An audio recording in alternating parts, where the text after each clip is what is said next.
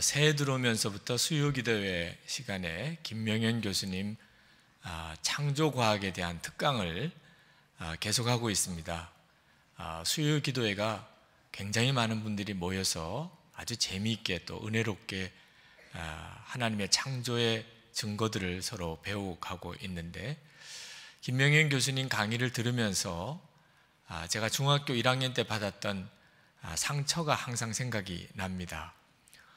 중학교 1학년 생물 시간입니다. 첫 시간에 생물 선생님 하시는 말씀이 아직도 하나님이 천지를 창조하셨다고 믿는 돌대가리들이 있다, 이런 말씀을 하셨어요. 아이들이 다 저를 쳐다봤습니다. 제가 목사 아들이라는 걸 다 알고 있었기 때문에 얼마나 창피한지, 하나님에 대한 믿음, 하나님의 말씀에 대한 믿음이 세상에서 조롱받는다는 것을 느끼고 받았던 충격은 대단히 컸습니다. 저는 운명적으로 목사가 되어야 될 사람처럼 그렇게 들었고 자랐기 때문에 더 그랬습니다. 그날 이후로 어릴 때, 초등학교 때 같이 교회 다니던 친구들 중에 상당한 친구들이 교회를 나오지 않는 것을 보았습니다. 그럴 수밖에 없는 것이, 학교 선생님이 하나님을 믿는, 또 천지 창조를 믿는 것이 돌대가리라고 말을 할 정도니까 저도 충격을 받았는데 그 아이들은 어땠겠습니까? 그때 받았던 충격, 복음이 무시당하는구나, 하나님이 조롱받는구나, 그러면서도 나는 여전히 교회를 다녀야 하는 이런 마음의 갈등과 고민이 저에게 굉장히 크게 다가왔었고, 아마 굉장한 충격이었던 것이 지금도 그것이 선명하게 생각이 난다는 거죠. 저는 오늘 성경 본문을 읽으면서 그때 그 마음 아픈 기억이 다시 되살아나는 것 같았습니다. 유대 총독이 새로 왔습니다. 베스도라는 총독인데, 이 베스도가 부임하면서 유대인들과 잘 지내보려고 유대 지도자들을 3일 만에 예루살렘을 찾아가서 만납니다. 그때 유대 지도자들이 베스도 총독에게 가장 강하게 요구하는 것이 감옥에 있는 사도 바울을 죽이라고 하는 무언의 압력이었습니다. 베스도는 유대인들과 관계를 좋게 하기 위해서는 그렇게 하고 싶었지만, 가만히 조사를 해보니까 그렇게 하기가 어려운 문제라는 것을 알았습니다. 왜냐하면 로마 법에 적용을 하려면 죽일 죄목을 찾기가 어렵다는 거죠. 로마 총독으로서, 로마 법을 지켜야 되는 총독으로서 분명하게 죽일 만한 죄목이 없는 사도 바울을 죽일 수가 없었습니다. 그 나름대로 이런저런 고민을 하다가 사도 바울에게 예루살렘에 가서 너가 신문을 받겠느냐 했더니, 자기는 가이사에게, 로마에 가서 재판을 받겠노라고 했습니다. 베스도로서는 사도 바울을 로마로 보내는 수밖에 없었는데, 문제는 죄목이었습니다. 도대체 무슨 죄목으로 로마로 보내느냐 하는 말이죠. 이 문제 때문에 베스도가 고민을 하다가 유대 분봉왕인 아그리빠 왕이 부임해서 예방차 가이사랴로 오게 되었을 때 그 고민을 이야기를 합니다. 사도 바울이라는 사람 때문에 지금 곤혹스러운데 도대체 그 죄목을 뭐로 정해야 될지 모르겠다. 그래서 아그리빠 왕이 그러면 내가 한번 만나보겠다. 그래서 이제 다시 한번 아그리빠 왕 앞에서 신문을 받게 되는 단계로 갑니다. 자, 이 단계에서 베스도가 아주 중요한 말을 합니다. 여기 18절 19절에 보면, 원고들이 서서 내가 짐작하던 것 같은 악행의 혐의는 하나도 제시하지 아니하고 오직 자기들의 종교와 또는 예수라 하는 이가 죽은 것을 살아있다고 바울이 주장하는 그 일에 관한 문제로 고발하는 것뿐이라. 한마디로 말하면 큰 죄를 지은 사람인 줄 알았다는 거죠. 사람들이 다 바울을 죽이라고 하니까 큰 악행을 했구나, 이렇게 생각을 하고 조사를 해봤더니 정말 별것 아니더라는 거죠. 듣고 보니까 아무것도 아니더라는 거예요. 예수라는 사람이 죽었다가 다시 살아났다는 이야기를 사도 바울이 전하는 것 뿐이더라. 이 말씀을 읽으면서 다시 한번 제가 중학교 1학년 때 받았던 그 충격을 받았어요. 무시당한다는 느낌이죠. 예수님의 부활의 복음이, 예수님이 죽었다가 다시 살아났다고 하는 이 부활의 복음이 베스도가 생각하기에는 아무것도 아니더란 말이에요. 난 대단한 일인 줄 알았어요. 다 죽이라고 해서.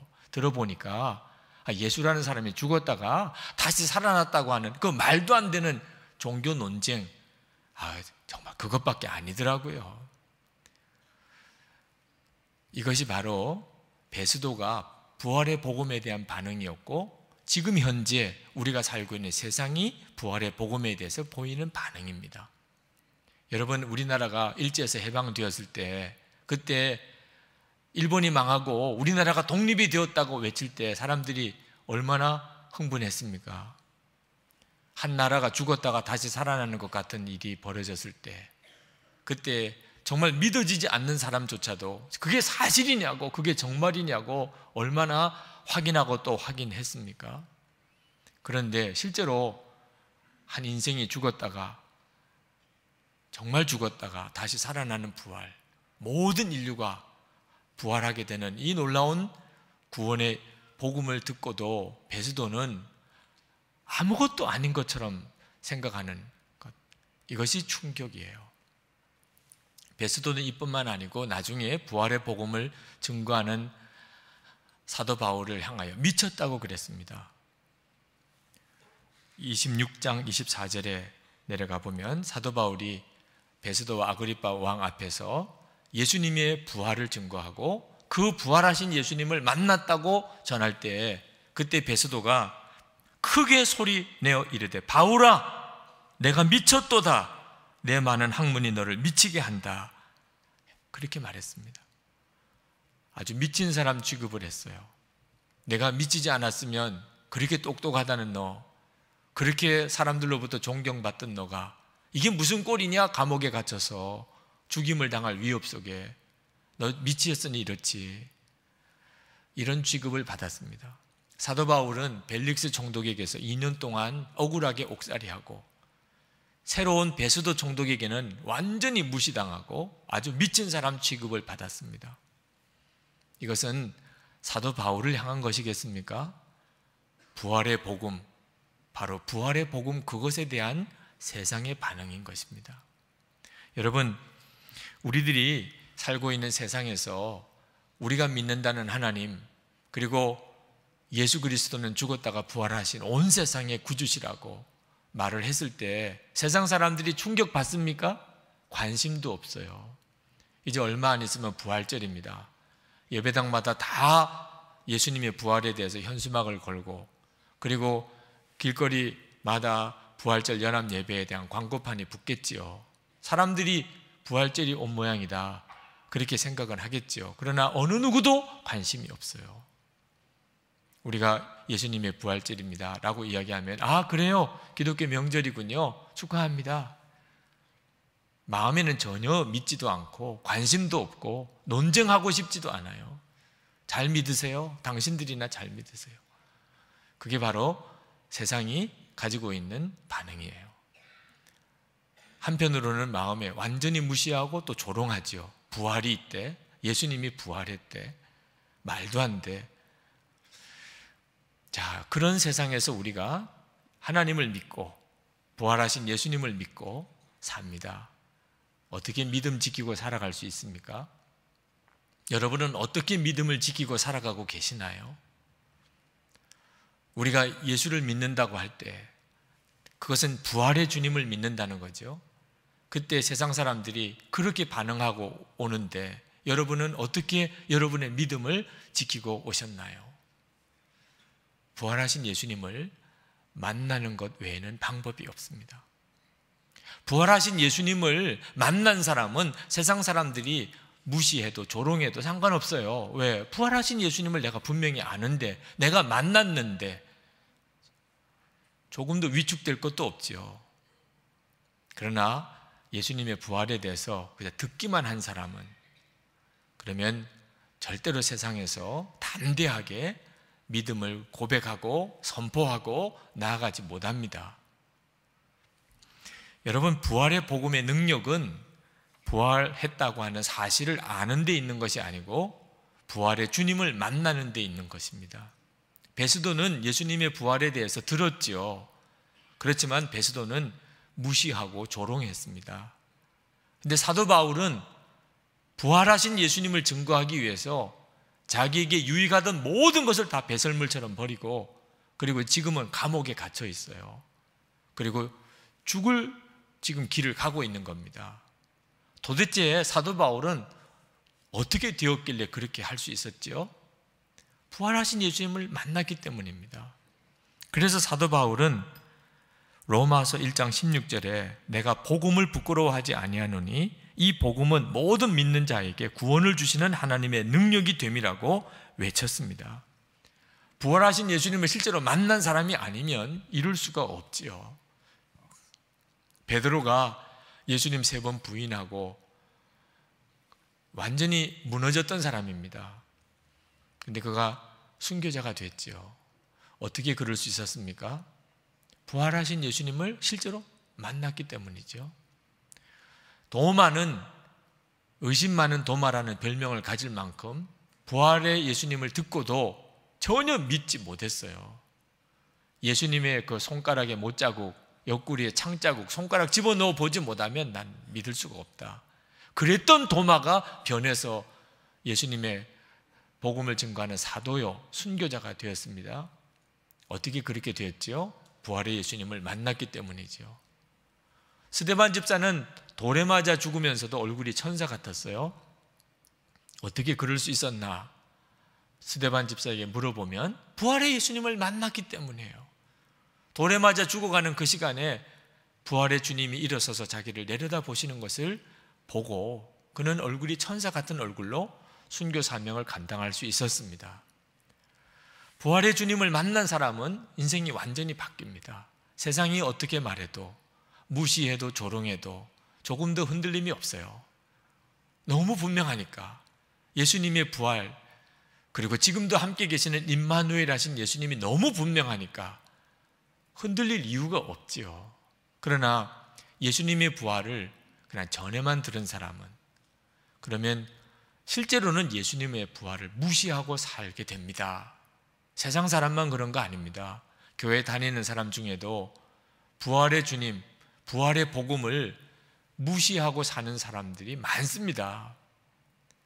부활하신 예수님, 지금도 나와 함께 계시다, 그걸 믿는다고 하면서도 싸움 하나를 해결 못하는 거죠. 그 말은 함께 계시는 예수님을 무시하는 게 아니고 뭡니까? 부활의 복음을 사실상 무시하는 거죠. 안 믿는 거죠. 부부 싸움부터 시작해서 교단 정치 싸움까지. 이게 뭡니까? 예수님의 부활을 실제로 안 믿는 거죠. 그건 부활하신 예수님을 만나지 못했다, 그 말입니다. 부활하신 예수님은 지금도 교회 안에 분명히 살아 역사하십니다. 2000년 동안의 교회 역사가 증명해 주고 있어요. 초대교회 때 교회를 핍박하던 당시의 권력자들이 교회 금방 무너질 줄 알았어요. 교회 지도자들 순교하도록 핍박하고 복음 전하는 전도자들 옥에 가두고 죽이면 그러면 교회는 금방 무너지는 거죠. 당시의 권세자들 눈에 보기에는 교회는 아무것도 아니었어요. 그런데 그렇게 교회 지도자들을 옥에 가두고 죽이고 전도자들을 핍박해도 교회는 점점점 부흥되는 겁니다. 이게 무슨 까닭이죠? 교회는 그 지도자들과 전도자들에 의해서 교회가 부흥되는 게 아니고 예수님 그분이 직접 교회를 일으키시고 이끌어 가시는 것이기 때문이에요. 그걸 당시의 권세자들은 전혀 알 수가 없었죠. 지금도 이따금 교회 현실을 보면서 가슴이 무너질 때가 있습니다. 야, 교회가 이러다가 끝나는 모양이구나, 이런 생각이 들 때도 있어요. 그러나 교회 지도자들 문제가 아무리 심각해도 항상 교회는 새로워졌고 그리고 새 부흥을 얻었습니다. 이유가 뭐죠? 교회는 교회 지도자들이 이끌어가는 것이 아니고 예수님 그분이 직접 교회에 살아계셔서 교회를 이끌어 가시기 때문입니다. 하나님은 마지막 때에 반드시 이 교회를 통하여 영혼들을 구원하는 생명의 구원 방주 삼으시는 거지요. 그러므로 성도 여러분, 세상이 여러분의 믿음을 조롱하고 그리고 여러분들을 무시할 때에 그때 더욱 살아계신 부활의 주님을 바라보시기를 바랍니다. 그러면 반드시 새 힘을 얻고 그리고 믿음을 지키고 그리고 세상을 변화시키는 사람이 됩니다. 사도 바울은 2년 동안 억울하게 옥살이하고 베스도 새 총독에게는 완전히 무시를 당했지만 그러나 사도 바울은 오히려 당당했어요. 항상 함께 계시는 예수님 때문입니다. 자, 여러분은 그러면 부활하신 예수님 바라보고 사십니까? 나는 정말 부활하신 예수님을 바라보는 사람인가? 여러분 한 가지만 가지고 점검해 볼 수 있어요. 나는 사람의 칭찬과 비난에 대해서 정말 이제는 자유해졌는가? 그거 보면 알 수가 있어요. 이 사람이 부활하신 예수님을 바라보는 사람인지 아닌지. 저는 어려서부터 지금까지 정말 사람들의 칭찬을 많이 들으면서 자라고 살아왔습니다. 그것은 자랑이 아니고 사실은 저의 부끄러움이기도 해요. 제가 사람들이 칭찬할 만한 그런 사람이라면 그러면 자랑스러울 수도 있겠지만 사실은 어려서부터 영악했다는 뜻이죠. 저는 목사의 아들로서 사람들, 교인들 칭찬받으며 살아야 되는 그런 말을 귀에 못이 박히도록 들었어요. 학교 가면 선생님, 동네는 이웃 사람들, 교회는 교인들, 목사의 아들로서 사람들의 평가는 저에게 생명과 같이 중요한 것이었어요. 칭찬 들으며 살아야 했습니다. 그래서 어떻게 하면 칭찬 들을 수 있나? 그것도 연구해 보니까 다 길이 열리더라고요. 어른들은 이러면 칭찬하는구나. 선생님은 이러면 칭찬하는구나. 이렇게 하면 사람들이 좋아하는구나. 그래서 어릴 때부터 사람들의 칭찬, 평가에 목을 메고 살았습니다. 그러다 보니까 평생 좋은 소리 듣고 살았어요. 착하다, 모범생이다, 아주 성실하다, 그런 소리 듣고 자랐습니다. 그러나 사실은 제 마음의 내면에는 칭찬 들어야 된다는 두려움 때문에 그렇게 산 겁니다. 칭찬 들어야 저는 삶의 의미가 있는 사람이 되었어요. 사람의 칭찬, 사람의 평가가 저의 모든 것이었어요. 근데 담임 목사가 되고 나니까, 이렇게 또 나이가 들고 나니까 이 칭찬에 문제가 생겼습니다. 담임 목사가 되면 이제 누가 칭찬해 줘요? 그동안에는 항상 저보다 위에 어른이 계셨습니다. 전도사 때는 목사님이 계셨고, 부목사 때는 담임 목사님이 계셨고, 젊은 목사 때는 연세 많으신 목사님들이 계셨어요. 근데 지금은 누가 저를 칭찬해 줘요? 저는 칭찬 들어야 사는데 이제는 누구로부터 칭찬을 받아야 돼요? 그러다 보니까 담임 목사가 되고 나이가 들고 난 다음에도 교인들의 칭찬에 목이 마른 겁니다. 누가 나 칭찬해 주는 사람 없을까? 나중에는 저희 부교육자들, 그들의 칭찬에 대해서 또 목이 마른 거예요. 나를 좀 칭찬해 주지 않을까? 그러나 그 칭찬은 더 이상 저를 기쁘게 하지 못했어요. 칭찬은 위의 권위자가 아래 권위자에게 하는 것입니다. 아래 권위자가 위의 권위자에게 하는 칭찬은 사실은 엄밀한 의미에서 칭찬이기가 어렵지요. 아부일 수도 있는 것이고 진위를 알기가 어렵습니다. 항상 이것이 진짜일까? 이것이 진짜일까? 담임 목사가 되고 나니까 힘들어요. 칭찬 받아야 사는데, 그래야 만족이 되는데 이제는 내가 칭찬을 해줘야 되는 위치에 들어간 겁니다. 이 딜레마를, 이 제 내면의 고민을 주님이 해결해 주셨어요. 그래서 주님을 바라보는 눈을 뜨게 해 주심으로 해결해 주셨어요. 이 세상에는 사람의 칭찬만 있는 것이 아니고 우리 주님의 칭찬이 있다는 사실을 알게 되면서부터, 그전에는 알았지만 막연했죠. 살아계신 주님, 부활의 주님, 지금도 함께 계시는 주님을 진짜 만나기 전에는 하나님이 칭찬, 예수님의 칭찬은 다 막연한 것이에요. 그건 실제가 아니에요. 그러니까 사람의 칭찬에 목을 매는 거죠. 그런데 실제로 예수님을 바라보는 눈이 뜨이고 나니까 사람의 칭찬이 아무것도 아니게 됐어요. 사람의 칭찬과 비교할 수 없는 진짜를 발견하고 나니까 더 이상 사람의 칭찬에 막 목마르지 않게 됐습니다.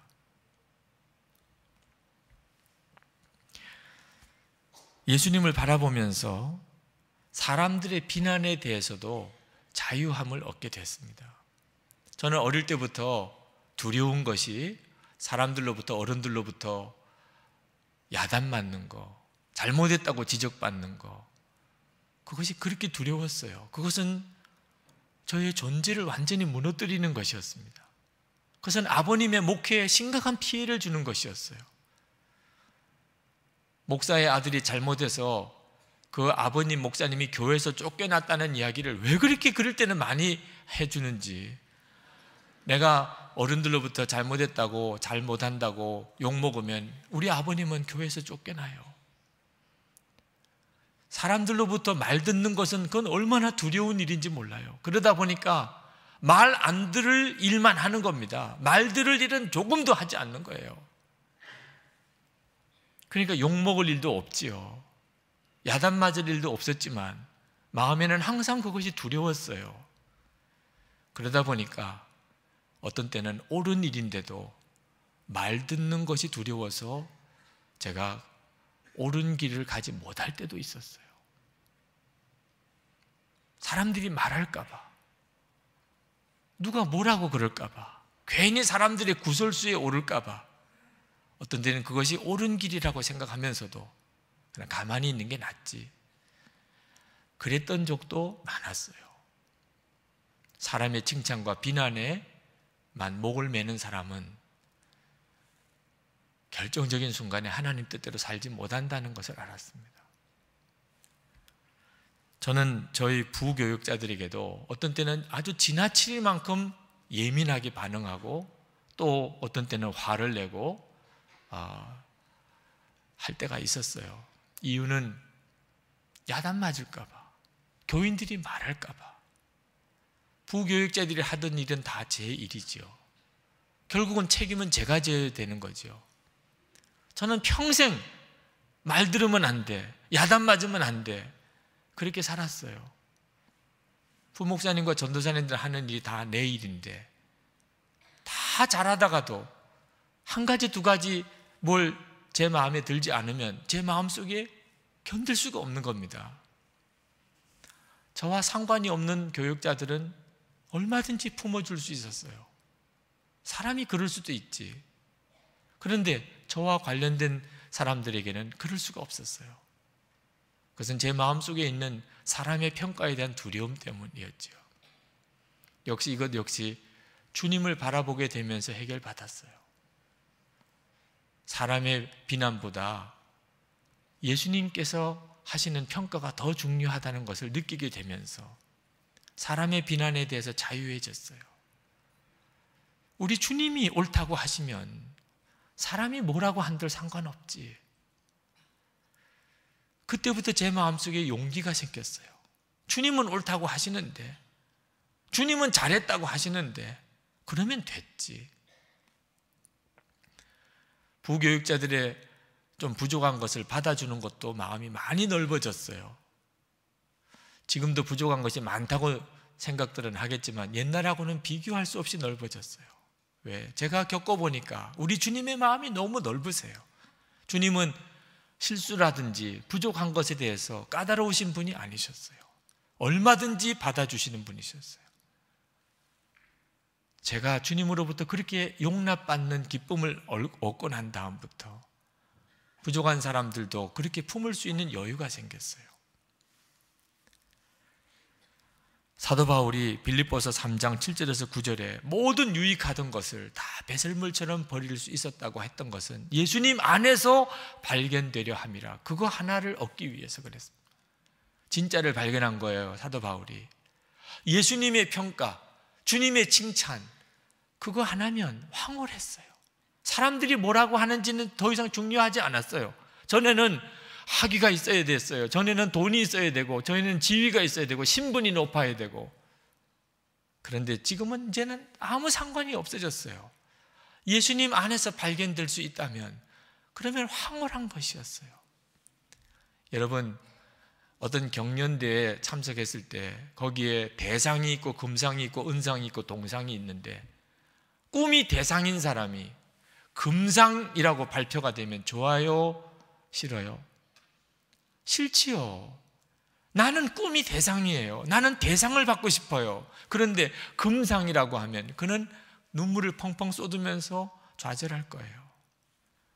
예수님의 칭찬을 진짜 알게 된 사람은 사람의 칭찬 배설물처럼도 버려져요. 아무것도 아니에요.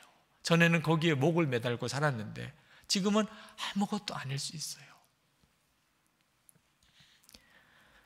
예수님의 칭찬을 모르는 사람은, 실제로 주님을 바라보지 못하는 사람은 사람의 칭찬에 목을 매달고 삽니다. 그래서 결국은 주님이 이끄시는 대로 못 가는 거예요. 왜? 사람들의 평가가 더 중요하니까. 읽지 않았습니다만 23절 이하 말씀을 읽어보면 아그리빠 왕 앞에서 사도 바울이 재판을 받는 장면이 나옵니다. 그때 아그리빠 왕과 아내 왕후 베니게 아주 위엄을 갖추고, 왕과 왕후니까 위엄을 갖추고 등장합니다. 왕관을 쓰고, 그리고 왕의 외투를 입고, 그리고 아내 베니게는 5m 길이의 땅에 끌리는 긴 옷을 입고, 베스도 총독은 로마 권위의 상징인 자색 망토를 걸치고 천부장과 고위 군 지휘관들을 대동하고, 그리고 정말 위엄을 갖춘 그런 재판장을 마련합니다. 누구도 그 앞에 서면 오금이 저릴 만큼 그런 대단한 권위로 보이죠. 그 앞에 사도 바울은 죄수의 몸으로 섭니다. 얼마나 비교가 돼요. 아그리빠 왕과 사도 바울 얼마나 비교가 돼요. 사람들의 눈에 보기에는 얼마나 비교가 돼요. 여러분 같으면 어느 쪽에 서고 싶습니까? 사람의 평가에 목을 매는 사람은 아그리빠 왕 같은 사람 되고 싶지, 사도 바울과 같은 사람 되고 싶은 사람 누가 있겠어요? 그러나 아그리빠 왕의 처지가 어떻습니까? 실상이 뭡니까? 그는 꼭두가시 왕입니다. 실권은 아무것도 없어요. 로마의 정책에 의해서 유대인들의 마음을 무마시키려고 그냥 형식적인 왕을 세워놓은 겁니다. 그러니 총독이 오니까 왕이 가서 아련하는 거죠. 그런 신세의 왕입니다. 버니게, 왕후 버니게는 또 누굽니까? 아내라고 말하기도 부끄러워요. 누나예요, 누나.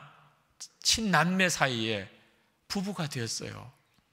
버니게라는 여인, 참 기가 막힌 복잡한 사연의 여인입니다. 상당히 부도덕한 여인이에요. 2번이나 결혼에 실패한 여인입니다. 남매가 부부로 사니 사람들의 말이 오죽 많겠어요. 그러나 왕의 권위로 그걸 누르고 살아요. 하나님 눈에 보시기에는 어떻습니까? 정말 지옥갈자예요. 그 영혼이 비참한 사람입니다. 그런데 거기다 왕관 씌워놓고 왕의 외투를 입혀놓은들 그게 무슨 소용이 있냐 말이에요. 하나님의 눈에 보기에 아그리빠 왕과 사도 바울, 도대체 누가 귀하지요? 누가 존귀한 자지요? 여러분, 사람의 눈의 평가에만 매이면 결코 하나님이 축복하는 길, 그 삶 살지 못합니다. 그 아그리빠 왕과 베스도 총독 앞에서 죄수의 몸인 사도 바울이 뭐라고 했는 줄 아십니까? 사도행전 26장 29절에 보면 오늘 내 말을 듣는 모든 사람도 다 이렇게 내가 결박된 것 외에는 나와 같이 되기를 하나님께 원하나이다. 얼마나 당당해요. 자기는 지금 죄수입니다. 자기 앞에는 왕이 있어요. 그런데 나처럼 되기를 원합니다. 예수님, 살아계신 예수님, 부활의 주님, 그 주님을 바라보는 사람에게만 있을 수 있는 당당함이죠. 세상이 우리를 조롱하고 무시하고 하나님을 믿지 아니하고 부활의 주님 거들떠 보지도 않는 그 세상에서 여러분들이 어떻게 부활의 주님 신앙 고백하며 살아갑니까? 예수님 만나셔야 하는, 주님 바라보는 눈을 뜨셔야 합니다. 우리나라 최고 통치권자인 대통령에게도 무서운 것이 있죠. 국민 여론입니다. 아마 지금 대통령께서도 국민의 여론이 어떻게 돌아가나 매일매일 노심초사하실 겁니다. 국민의 여론을 살피는 대통령, 좋은 대통령이지요. 국민의 여론도 무시하는 악한 대통령도 있었으니까요. 그렇지만 국민의 여론밖에는 볼 줄 모르는 대통령은 실패한 대통령이 됩니다. 국민의 여론이라는 것 하루에 12번도 바뀌는 거예요. 국민의 여론만 살피는 사람은 절대로 하나님이 축복하고 역사하는 길을 가지 못합니다. 빌라도가 예수님이 죄 없다는 사실을 알고도 유대인들의 여론 따라 결국은 예수님을 십자가에 못 박아 죽였잖아요. 아브라함 링컨이 흑인 노예 제도를 철폐하고 노예 해방을 하려고 할 때 주변에서 다 말렸습니다. 불가능한 일이다, 안 되는 일이다. 국민 여론도 좋지 않았어요. 그래서 미국이 남북 전쟁이 일어나지 않았습니까? 만약에 아브라함 링컨이 사람의 평가에 연연했다면 굳이 노예 해방할 이유가 없었죠. 결국 그것 때문에 아브라함 링컨은 암살당하지 않았습니까? 그러나 아브라함 링컨은 사람들의 여론보다 하나님의 뜻이 더 중요했어요. 자기가 대통령이 된 것이 그 일을 위함이라고 그는 깨달았어요. 그래서 그는 끝까지 노예 해방을 밀고 나갔습니다. 지금 미국이 이런 나라가 될 수 있었던 이유는 아브라함 링컨이 노예 해방을 했기 때문이죠. 그는 미국에서 가장 존경받는 대통령이 됐습니다. 사람의 칭찬과 비난만 의식하는 자는 절대로 하나님 뜻대로 살 수 없습니다. 성도 여러분, 어떤 때 세상은 우리를 무시합니다. 하나님 인정하지 않습니다. 부활의 복음 관심도 없습니다. 그러나 분명히 알아야 합니다. 하나님은 아무것도 하지 않으시는 하나님 아니십니다. 하나님은 정말 놀라운 일을 그때 이루어 가십니다. 요셉이 2년 동안 억울하게 옥살이 했습니다. 사실 그러나 그 기간이 요셉이 총리가 되는 기간이 되었고, 사도 바울도 2년 동안 억울하게 옥살이 했지요. 그리고 베스도에게 무시당하고. 그렇지만 그것이 바로 사도 바울이 그렇게 기도하던 로마 복음 전하기 위해 들어가는 하나님의 방법이 되었습니다. 처음에 설교 시작하면서 말씀을 잠깐 드렸지만, 중학교 들어가면서부터 교회를 떠났던 친구들, 졸업하고 30년 지나서 우연히 어느 모임에서들 만났습니다. 너무나 반가웠어요. 어떻게 지내는지 궁금했습니다. 근데 너무 안타까운 것이 그 내면이 다 무너져 있었어요. 한결같이 그렇게 삶이 다 내 쪽으로 무너져 있었어요. 그때 쉽지 않았지만 그들이 믿음을 지킬 수 있었다면, 그러면 살아계신 주님을 만나는 은혜에 눈을 뜨게 하나님이 해주셨을 거고, 끝까지 믿음으로 살았다면 이렇게 되지는 않았을 텐데 하는 생각이 너무 강하게 들어서 안타까웠습니다. 세상에서 믿음이 무시당한다고 절대 조급해하지 마시기 바랍니다. 그때 더욱 주를 바라보십시오. 주님은 여러분을 만나 주십니다. 어떻게 부활의 주님을 내가 만날 수 있을까? 성경이 정확한 답을 가르쳐 주고 있어요. 십자가 복음은 나는 죽고 예수로 사는 복음입니다. 나는 죽고가 분명해야 하는 거죠. 예수님과 함께 이미 우리는 죽었다는 사실을 정말 믿으면, 그러면 예수님은 지금도 살아계셔서 나와 함께 계신 것을 분명히 보여주시겠다고 약속하셨어요. 고린도후서 4장 10절 11절을 한번 같이 읽어보실까요? 우리가 항상 예수의 죽음을 몸에 짊어짐은 예수의 생명이 또한 우리 몸에 나타나게 하려 함이라. 우리 살아있는 자가 항상 예수를 위하여 죽음에 넘겨짐은 예수의 생명이 또한 우리 죽을 육체에 나타나게 하려 함이라. 아멘. 여러분, 사람의 칭찬과 비난에 흔들리지 아니하고 더욱 지금도 살아계신 예수님을 바라보면서 축복의 길, 믿음의 길, 승리의 길을 가시게 되기를 축원합니다. 우리 다 같이 기도하십시다. 주님, 제 눈을 더 분명하게 열어 주를 보게 하여 주옵소서. 주님, 역사해 주소서. 기도하십시다. 은혜와 사랑이 충만하신 하나님, 오늘도 주의 은혜와 사랑을 감사합니다.